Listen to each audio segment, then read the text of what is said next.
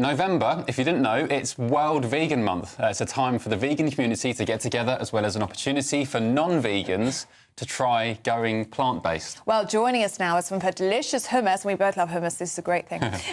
This is the founder of ChicP, Hannah McCollum. Hannah, lovely to meet you. And you've brought in some of your beautiful products in front of you here, so can you talk us through some of them? Yeah, absolutely. So I have a range of chilled hummus, and then latest to the range are a new ambient snack pot, which is a fridgeless hummus that doesn't require refrigeration. But I started ChicP because of my love for hummus, but also sustainability and reducing food waste and encouraging people to be more plant-based without saying go vegan. Does normal, say, traditional hummus have anything that's not vegan appropriate in it? Not really. No. I think it's chickpeas, olive oil, maybe some other bits. Yeah, lemon juice, aquafaba or water to help with the consistency, garlic, and rapeseed oil or olive oil. And there's a bit of a misconception about veganism that I hear a lot, where people say, look, I'm not a vegan, I love my steaks, I'll just get out of there now. But there's a misconception that you don't get the protein, you don't get the fats, and you're kind of just eating processed salads and, fake meat and things. But that's not quite the case, especially with chickpeas, right? Yeah, I think protein is really important, and actually a lot of people think I need a certain amount of fish every week or meat, but actually a lot of the fish and meat that you're eating are eating higher protein foods. So algae, seaweed, pulses, all these types of plant-based foods are actually still... And I think, if you're not vegan, why not treat yourself to having meat at the weekend and celebrating with friends and making more of a celebration about it, rather than having it for breakfast, lunch and dinner, which so many people in this country do, and don't think about the quality, which is also really important. And actually, it's really not healthy to be eating that much meat, especially the amount of processed meat that you get. Well, I was going to ask you about that, Hannah, because you're a chef, aren't you? Yes. And you aren't vegan, but you are plant-based, and a lot of your diet is based on eating plants, right, and eating vegan, because there are benefits to that.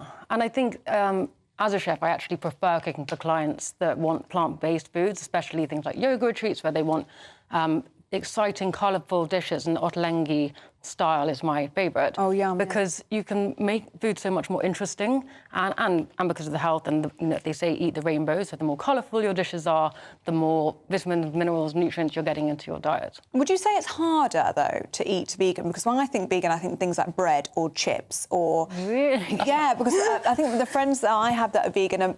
They won't like me for saying this, perhaps lazy with their approach, because you are limited as to what you have. Whereas actually, if you were to put the time in and make these beautiful, colourful salads and things like that, it can actually be really delicious. Oh, so delicious. I think it's more delicious. I think there's a lack of education, and that's a big issue. And if we were promoting more plant-based foods, and for me, veganism is like you could have a delicious rye seeded bread with just loads of roasted vegetables, seeds, tahini sauce on top. That sounds and there's nothing beige in there at all. Do you know what I think puts people off, Hannah, is that there's that infamous joke, and I said it last week, I think, it's you walk into a bar, how do you know who's a vegan? It's because they'll come up and tell you.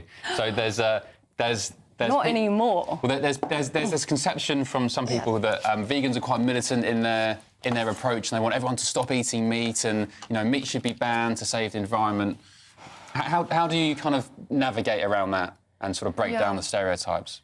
I feel like that was definitely the trend of vegan maybe 5, 6, 7 years ago. I feel like things have really changed and people are much more aware about the environment now. Yeah. And so actually it's praised, and people are like, God, good for you to be eating that plant-based diet. And I think people are less militant about you must be everything vegan. And veganism includes your clothes and everything you buy from materialism. So talk us through your delicious products here. We've got a truffle one. Absolutely. Hannah, I've just tried the truffle. I think that might be the nicest I've ever tried in my life.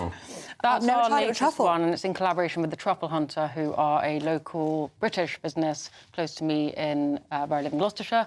So I wanted to work with and support local.